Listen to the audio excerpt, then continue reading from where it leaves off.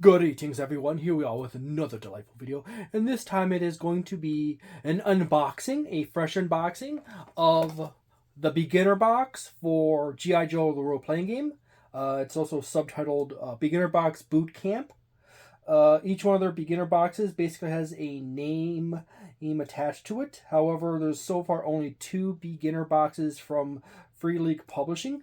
I've already unboxed Transformers the role-playing game beginner box, and I was rather positively surprised by the quality of it.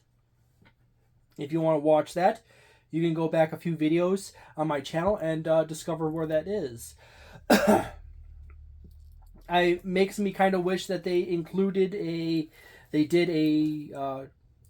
beginner box for the Power Rangers game and their My Little Pony game they have, as well as their other game Overlight.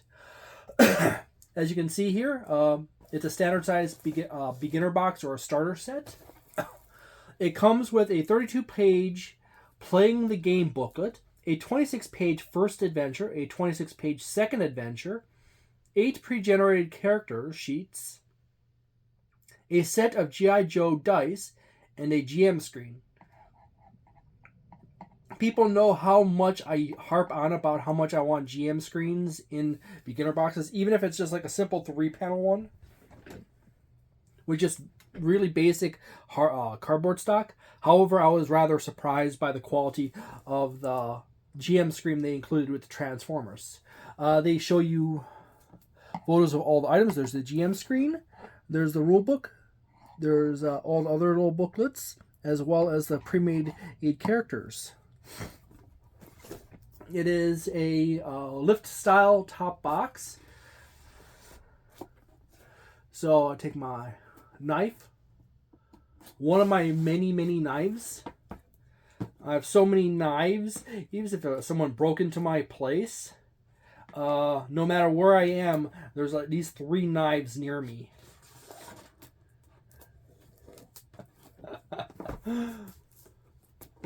So let's shaky. Drop that off. Lift the lid. I have it sitting on top of the bestiary battle cards, or it's for Pathfinder 2nd edition. So, oh, that's a really nice smell. Yet again, untreated box top. So even if you use it for a game, use it as an improvised game master screen or a dice tray to roll your dice in, it's more likely to get dinged. And if someone accidentally spills moisture, something wet in there, it's going to soak it up. So I'm going to put that back here. Right off the bat, as we can see, we get ourselves some dice. It's a standard set of dice. You notice that there's something like a token in there. That's actually their D2. So it's a system that smallest die is a D2 and the largest die is a DE20. All the standard sizes, a D2, a D4, a D6, a D8, a D10, a D12, and 2 D20s. There is special symbols in place of the highest number on the die. So like it's the G.I. Joe star. You can see it on those 2 die. We have the introduction sheet here that tells you what if you're a player, what you need, if you're a game master, what you need, and it has a basic overview of the system. On the back side of the sheet, there happens to be a QR code for the product or more information.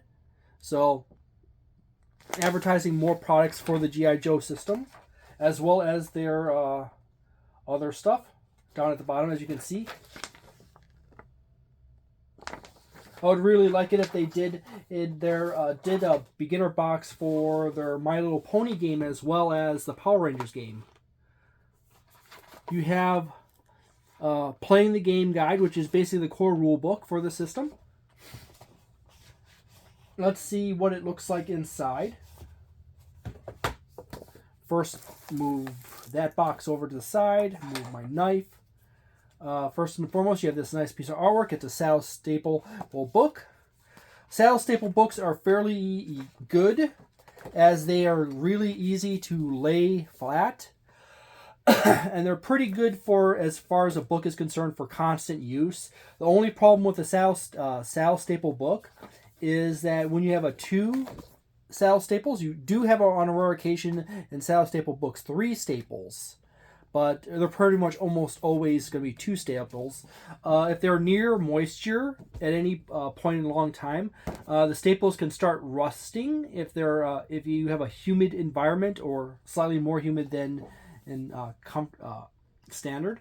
And once the staples start rusting, they become brittle and they break, and all your pages fall out. However, a saddle staple book is still fairly easy to fix. All you have to do is find the center of the book and restaple it.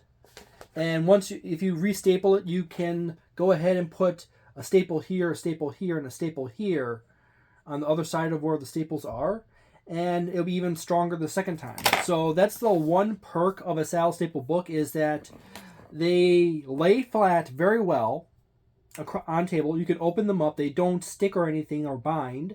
And if the staples do go bad, you can always replace them easily.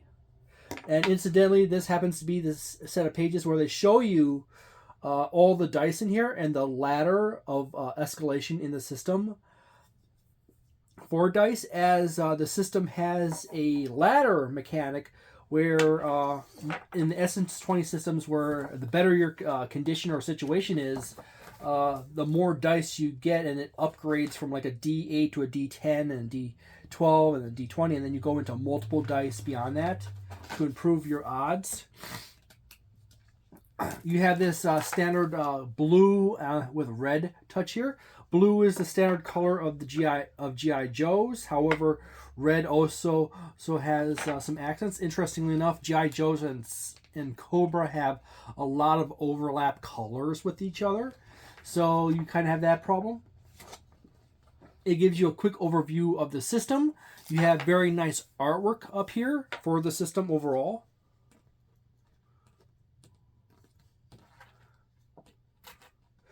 Illustrating the players at a table, describing an action scene. You have a good little image of your dice here. Your D2, your D4, D6, D8, D10, D12, D20, and your second D20.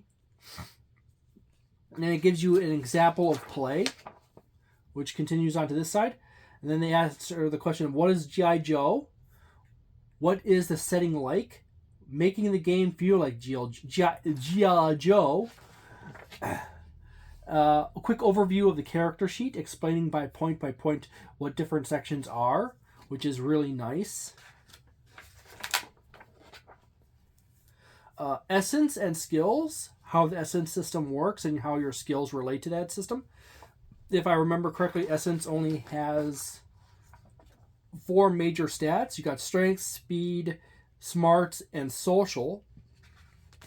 And inside of each one of those is different skills that are related to it, such as in the case of strength, you have athletics, brawn, conditioning, intimidation, and might as example. For speed, you have acrobatics, driving, finesse, infiltration, initiative, and targeting.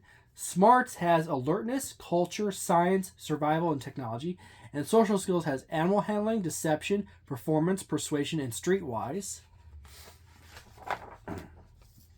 Then you have other statistics over here, such as your defense, your story points, how to gain story points, spending story points, pets and drones, if you have a little drone or a dog that hangs out with you and helps you out. Influence and their roles. So you have your influences, hangs, and hang-ups, which is basically positive traits. It's going into your character, and your negatives. You have your origins, which basically is your background of your character, and your role, which is basically your class, and perks happens to be your feats for the system. Rolling the dice, explaining how the system works. I do actually really like the fact that they choose to box out the mechanic, stating that it's in order to roll this mechanic here, you have to take 2 d20s, keeping the lowest, equals skill test result. And they do that at various points through the book. Say like how to make a skill test. Use a d20 plus highest skill die equals skill test results. You can use multiple skills in relationship to each other, but you end up using or any skill for a situation. But the highest die in skills you have among your list of applicable skills gets applied to that. This is a really neat system where you have a double roll mechanic, where instead of having a static number that adds onto your roll, large die, or a large number that adds onto your small die, much like Dungeons and Dragons or some other systems, you roll actually 2 different dice sizes, your d20 plus your skill die, and then the combination of those 2 actually equal out the result. So there is no static numbers on either end of that system right there to determine what you're doing. Your character is purely operating on random rolls, and the size of your skill die is your modifier that's added to your d20 to boost. So if you have a skill die that's a d2, you are really poor at that skill, and you roll a d20 plus your d2, you say like get a 2 because you rolled minimum. That is a bad situation. If you happen to have a skill die that is basically a d12 and you roll a d12 and your skill die and you roll minimum, you end up with 2. However, if you get maximum, you get a grand total of 32. This system is really cool in itself. That there's no static numbers. My only problem with it, as you can obviously see from that, is that it's super swingy. But the probability of you getting a 2 from a combination of those rolls, or the maximum, is much lower because you have a curve. Because the probability of you having the median number of the combination of 2 dies, or within a few points either side of that, is much greater overall than having the extreme of the 2 or the 32. Okay? So they have a list here of various types of tests, such as basic tests, where you basically just roll the die and see, oh, wow, I succeed. And these are contested tests, which you roll the dice, and then the game master or someone else rolls the dice against that, and you compare results. And you got testing against a defense, which is basically a DC on an object, like a lock or something. Group tests, where you basically have everyone roll together, and you work out from that. And you got a lead assistance, which basically means someone who is good at something can do a thing, and the other people can follow behind them and get a bonus for that. The dice shift ladder, upshifting and downshifting, edge and snags. So there's modifications. So if you have a advantageous situation going on, your skill die can be increased from where it was. So I can go from a D6 to a D8. And then as you improve upon that situation, you can actually walk your dice up further the ladder. There is daily interaction sections, such as the environment, rough terrain, jumping, swimming, climbing, crawling, falling, and vision, that modify various situations, as well as hide and seek, social skills, social combat, social encounters listed right here, player comfort, getting your gear. You have, being that this is more of a modern style game system, you'll have a lot of different gear, such as different weapon systems and climbing kits and all kinds of fun stuff like that. However, they designed the system so it is actually related to various sizes of weaponry and stuff like that. And what you want to use in that category is up to you. Such as you have a pistol category, and then you can choose various weapons from that pistol category, and they have a similar range of characteristics that you can just use straight out. You got assault rifles, which they have an M16 here as an example. It's a large weapon, targeting, long range, 1 damage or 2 damage downshift. I do believe that's what that symbol is. You got a quick explanation of all the important characteristics. You got your armor characteristics right here, your various kits and other gear. You got your quick rules on your combat right here, your initiative, surprise information, resetting your initiative. You can reset your initiative. Combat actions, free actions, movement, standard actions, how to attack, reach and range, size differences. As the bigger the object or opponent is will result in you, say, downshifting or upshifting your various weapons or attacks or skills against that thing. Common sizes and its modifiers in size: defend, lead assistance, sprint, damage and healing, essence damage, damaging objects, healing, various conditions such as asleep, blind, cover, total cover, death, immobilized, prone, and unconscious. Other combat factors. It explains right here what each one of these symbols does. Up 1 for attacking a target stuck in quicksand. Up 1 for having the high ground with a melee attack. Up 1 for first attack against a surprise target. Down 1 for attacking a very fast moving target like a fighter plane while you're on the ground. And so forth. You got information on defeat and ending a fight. You got information on your vehicles, such as your boats and your airplanes. Explaining vehicle statistics. You got a nice piece of artwork right there as well. And then you have a quick little section on game mastering. Personally, I do not like having the player book or one of the core books having the game master stuff inside of it, or vice versa. Or having it, or generally just having it combined together. However, just like the Transformers book, this is just general advice on how to play the system. Most of the actual Game Master rules and mechanics are really inside the adventure books themselves, and they're explained as you come up to them. This is just general advice about various topics that you might want to focus on and not focus on. They're very nice that they have a little notation, just a little notation. In my personal opinion on topics like this, such as safety tools and advice on touchy subjects, I prefer the very important little rule of less is more. When it comes to consent and safety, different styles of play, and stuff like that, it's just handy to have just like a flag item in a little box that says, hey, some people might get butthurt if you present various races or groups of people too consistently as being one way, or organizations of cultures in a negative light, or if you do really obscene things in your games, people might get upset about that. Generally, just having just a little paragraph like about this big or something like that is like important detail. Please don't be a dick to people.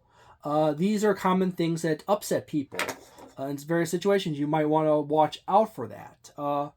And go from there. You don't really need you don't need an entire page of that. You don't need an entire 2 pages, 3 pages, 4 pages, 5 pages for that stuff. All you really need is like maybe like put a warning symbol up here and a warning symbol here on these 2 different things, and warning symbols here that say like this is something that you should like mentally be aware of. This actually does come up as a problem every so great often. Weirdly enough, it's usually a problem exclusively to groups of people who are new to the hobby or are often that little weird corner of the hobby where they try to do all kinds of crazy things and push a lot of social culture conflicts onto other people. So kind of weird. The people that say they need this actually are like generally the people that seem to be always the people that need to have these kind of rules in place. But generally, most of the vast majority of gaming society doesn't really need to be harped on about stuff like that. It's just something that seems to be a more common characteristic of newbies and other groups of people that come into the TTRPG hobby. There is a Let's Play section right here that quickly goes over it. And then you have an advertisement in the back. I keep forgetting they put those in like every book on the back of all the TTRPGs. And I really would like it if they had a starter set for the Power Rangers, a beginner box for the Power Rangers role-playing game, as well as the My Little Pony role-playing game. From what I've seen so far of the other two, the G.I. Joe and the Transformers, they're great. And then we have the 2 adventure books. Yet again, the 2 adventure books are just like the beginner, are just like the rule book. They have staples, only 2 of them, staple bound. Yet again, all the important details explained on the first one about staples. It's a fairly thick cover book, so it's fairly durable. You have a nice set of table of contents and credits for various people.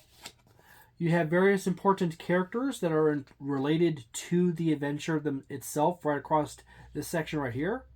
Mutt and Junkyard. And then it takes you right into the beginning of the adventure with adventure contents, overlining what is in each chapter, or part 1, part 2, part 3, and part 4.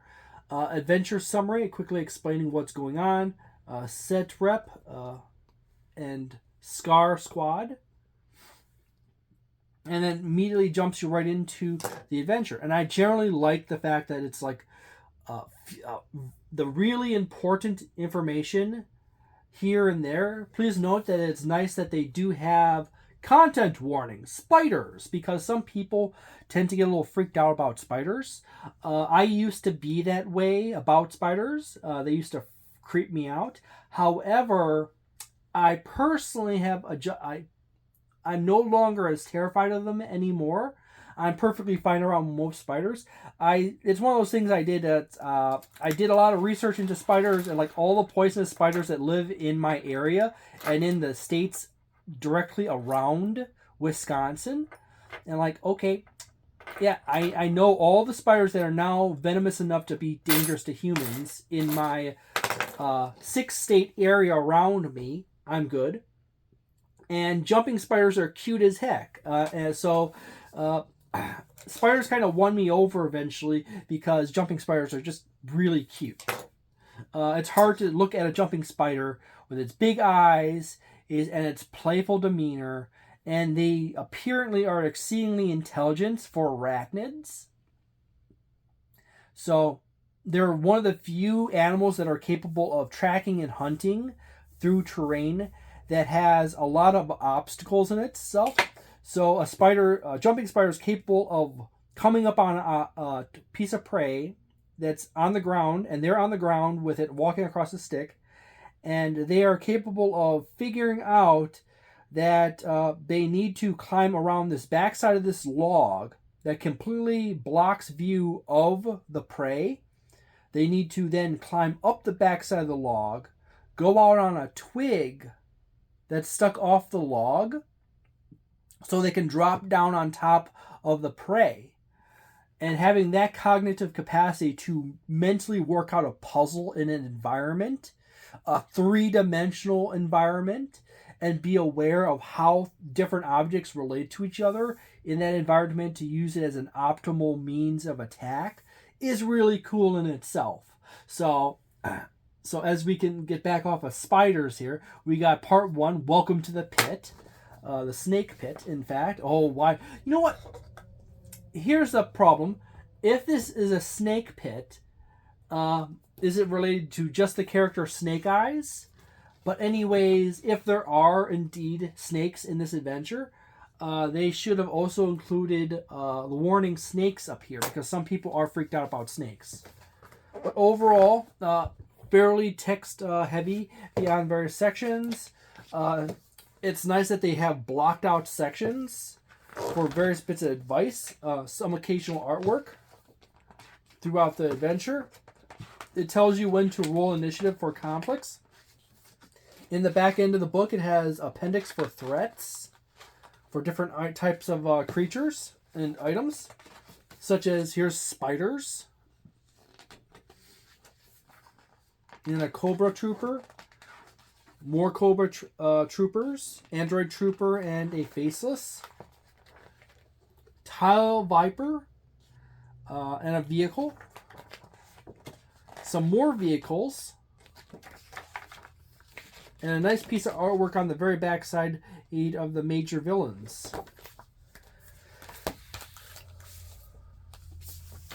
And then we have from there another adventure, Operation Cold Iron, yet again with nice artwork on the front. A good open page. Generally, there's probably should be like rules mechanics on the cover for the system. Your table of contents. And then you have a ladder or a operation flow chart for various events or sequences of doing various things in the adventure. So this one is a little bit more complex than the previous one as it appears. There's no warning box up here for any terrifying content. It gives you an overview of various the chapters or the parts. Adventure summary, sit rep, and then you have a table 1-in-1 of QA with Scarlet. So you got why us, what is the rules of engagement, what kind of support are we looking for, any suggestions, and then there's some quick answers. We got your briefing section, which basically goes into, and then we have yet again more Q&A question structure and various other important details about in characters or events. And then we continue, and we continue on from there. And yet, as again, there's still a lot of text. However, there's some maps and some character artwork, and yet again more tables for various events as well as maps for the environment. Some nice little operation continuing the adventure in Operation Cold Iron. You got various enemies that you run up against. Yet again, Tell Viper and email and handout at the very back of the book. So that's kind of neat. We have the character sheets, which we have a character called Firewall, which is basically our techie. We got Stealer. He might be a... my best guess is he's probably a repairman. Bulletproof. Obviously a gunner. Sherlock, which is a police officer detective. Agent Helix, which is probably a special ops person. You have Sideswipe, which is a medic. Dusty, which is another soldier type character. And then we have Mutt and Junkyard. By the way, just so you know, Mutt is the guy, Junkyard is the dog. Okay? If I remember correctly from the cartoon. And which even says Mutt is a natural with animals. He likes them and they like him. So let's go with Mutt here. You have basically playing Mutt and Junkyard if you like enjoying an aggressive playstyle, delight in taking a lot of a punishment and still get it going strong. Want to have an animal companion, the faithful dog Junkyard. You go inside and you have a quick overview of all the important characteristics, your stats, as well as your skills related to them. A little information that's added on there. Important information about your character's background. So once a marauder, role is renegade, focus is door kicker. You got your ladder right here. Various perks for your character, which is feats. Important little information on your various weapons down here. And it walks you through each one of these sections on the character sheet as you go down through this side. And it explains Junkyard's stats right here. As well as knowing the half of the battle, your more information for your character. And then on the very back side, you have your various pieces of your attacks for your character, as well as how your gear works, as well as your background bonds, which is basically a perk attached to your background. And then when you level up your character to level 1 to level 2, these are the various increases for your character, as well as the increases for your character when you level from level 2 to level 3. And you gain Alpha Strike on level 3. So that's handy dandy in itself. The backside, text on junkyard, mutt and junkyard, and a close-up on the character sheet.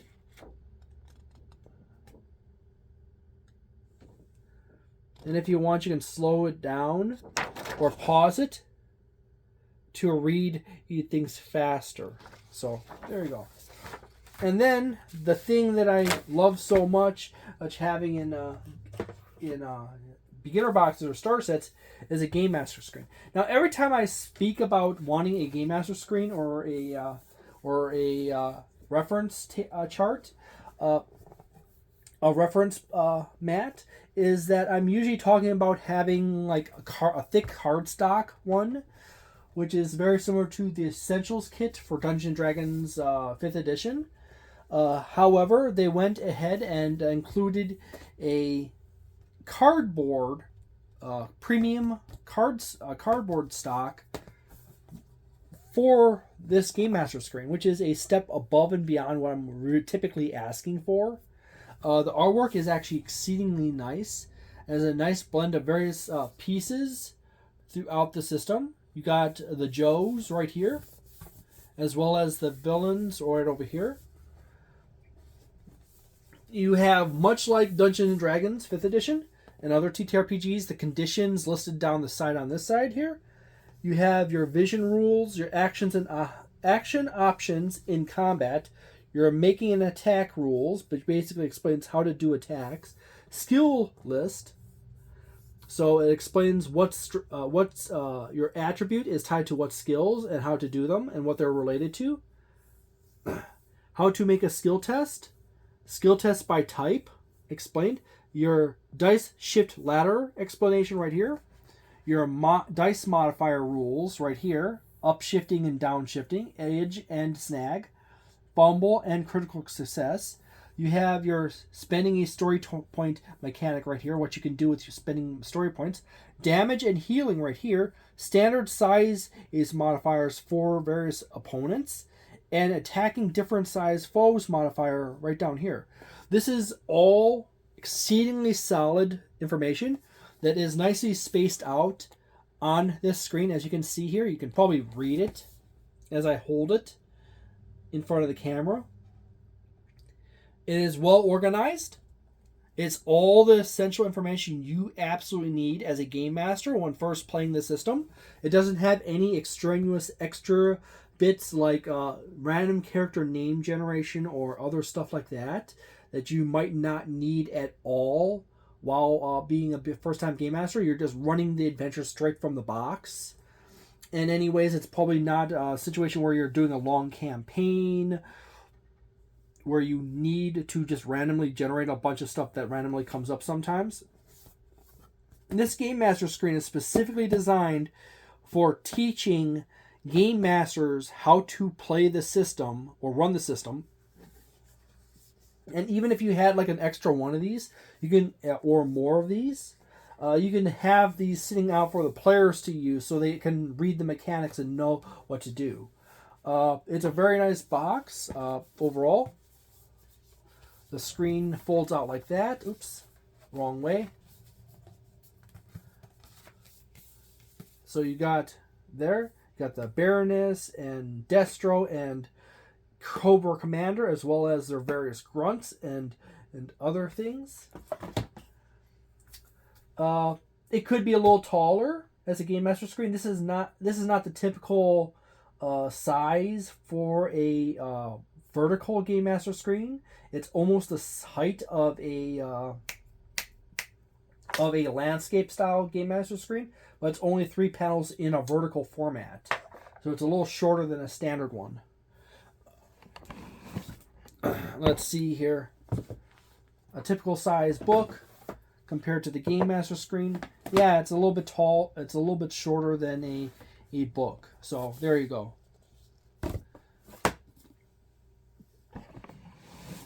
Incidentally, I do have the core rulebook for Transformers here. I'm just using it to prop a leg on a little platform on a lower object. So there you go. This is a really cool system. I'm really fascinated with how this system comes together. It might be really interesting to play. I am mildly concerned when it comes to the Transformers game or any Essence 20 system, where it does in fact have that dice mechanic where you have the D20 plus a skill die that might result in being really swingy at times. So there you go. It's a system that is probably leaning towards more of a lucky style play as opposed to more skilled mechanics focused game. However, I do not have the core rulebook for it, so I'm going to have to order that in the near future. I do have the core rulebook for the Transformers game, and I have yet to read through it. However, through reviewing through it or paging through it already, it seems to be an exceedingly well thought out system. So I'm actually exceedingly interested in where it goes. I would, as I said before, I still would really want a Power Rangers beginner box as well as a My Little Pony beginner box from Renegade Studios. So if Renegade Studios, if you're watching this, please give us a stinking beginner box for the Power Rangers game, and also it'd be nice if you had beginner box for the My Little Pony game as well as your Overlight game. Those would be very much appreciated. Okay, so overall, I feel that this is. Let's be frank. So this has a game master screen in it. It has a core rule book with good advice in it. Very well organized for players and game masters to reference. Has a little handy dandy section in the very back of the book for when you want to have game master advice about certain situations that is not very specific to the actual events in the stories. That has very well organized adventures in the two books. You have very nice player sheets or player character sheets with some tip advice on them as well for explaining to the players what each thing does.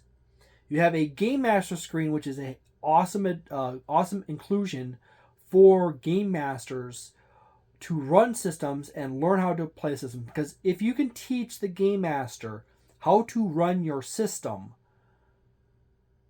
then the game master can teach the players how to play the system more effectively. Also, the players will obviously be trying to learn it as well, either buying the core rulebook already for the system or reading the rulebook that comes in with the beginner box. But the more informed everyone is at the table about the system, the better. And in the middle of a game, the easier it is to find the rules and mechanics for your system, the better. Okay? So the faster you get the players and the game master up to speed so that they're just flowing along and inventing situations and improvising where the holes in the rules might occur, if there is, or any situation where that occurs in this system. And they have a solid foundation of understanding of how the system operates quicker, the better the system is going to do overall. So I say that this is a solid 4.25 or 4-star system. It could easily be bumped up to 4.5 or 4.75 very quickly just by including a few extra things here and there. But once you get to that 4-star territory in a system, you have already hit that very good spot for the system. And you obviously only really need a few more things or a touch of clarification or stuff like that to bring it up. However, there's no such thing as a 5-star TTRPG. So the true maximum is 4.75. Okay. I do heavily, if you enjoy tabletop role-playing games and trying out different systems, I do advise picking this one up. This is really cool. The beginner box starts around in the $30 range, like $35 per box. So I say that it's a pretty good deal considering what is included with it. Also, what else?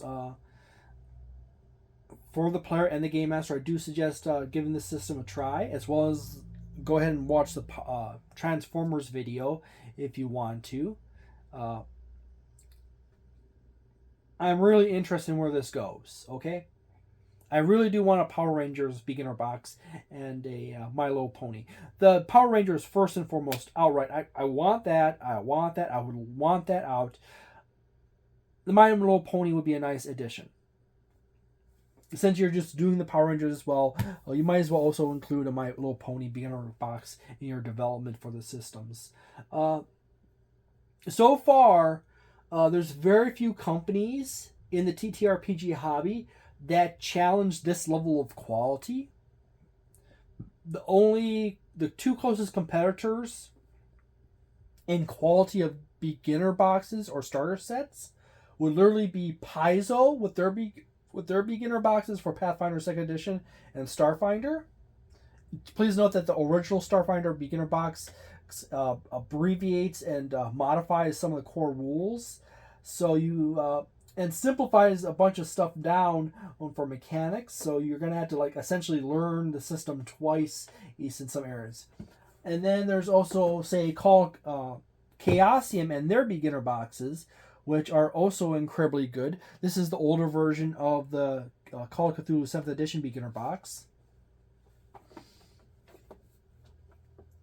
So basically, the three best companies for beginner boxes are Paizo, Chaosium, and Renegade Studios, with fourth place being Free League Publishing. So there you go. If you enjoyed this video, please hit subscribe on this channel. Check out my playlist. Check out my playlist as well as my channel tab on my channel videos. I cover tons of different TTRPGs on this channel. I usually do a lot of the very basic, this is what this thing is. I show you the product, talk about what I see in the product, and then you guys get to make the decision what you truly feel about in the end. And move on from there and do something else. And then I also go ahead and check out my community tab. I got a lot of polls that are regularly posted. Go ahead and vote on as many as you want to, all the way from the newest ones, preferable, all the way to the oldest ones, if you really want to go ahead and vote on as many different things as possible. I usually check on all my polls rather regularly, almost like 2 to 3 times a week, to see if that there's any changes between the newest polls and the oldest polls. A lot of my polls are basically just, this is what's coming up. What are you interested in of this? And from that, I basically okay, people are really interested in, say, example, Call of Cthulhu content. I'm in the process of making the video. If I haven't made the video already, I might actually remake it.